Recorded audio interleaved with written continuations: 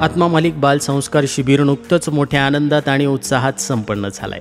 परमपूज्य सद्गुरू आत्मा मालिक माऊलींच्या कृपा आशीर्वादाने व संस्थेचे अध्यक्ष माननीय श्रीमान नंदकुमारजी सूर्यवंशी साहेब यांच्या मार्गदर्शनातून भव्य दिव्य आत्माविष्कार सोहळ्याने या संस्कार उत्सवाची सांगता झाली आहे। यावर अनेक पालक, भाविक आणि शिक्षक तथा व्यवस्थापक यांच्या वाचनीय श्रवणीय प्रतिक्रिया प्राप्त होत आहेत।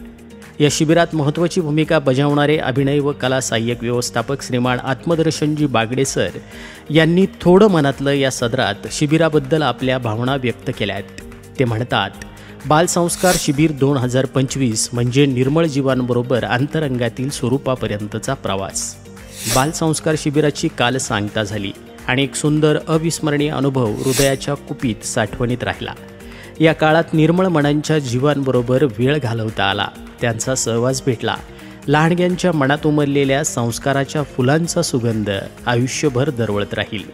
प्रेमाने आणि मार्गदर्शनाने या निष्पाप कळ्या अधिक सुंदर आणि सक्षम होतील। मला विशेष आनंद या गोष्टीचा आहे की या शिबिरामध्ये विद्यार्थ्यांशी माझे एक वेगळे आणि जिव्हाळ्याचे नाते तयार झाले।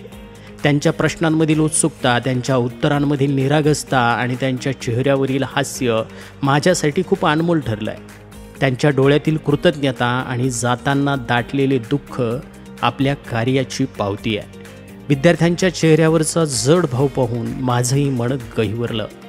या लहानग्यांच्या मनात माझ्याबद्दल असलेली आपुलकी आणि प्रेम पाहून खरंच मी खूप भाग्यवान समजतो।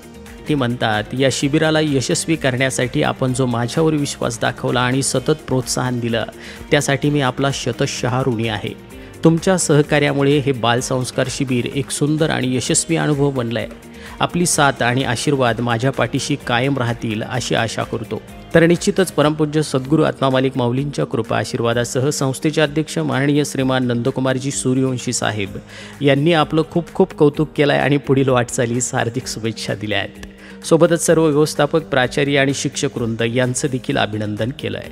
आत्मा मालिक न्यूजसाठी संपादक सागर आहिरे, कोकम ठाण।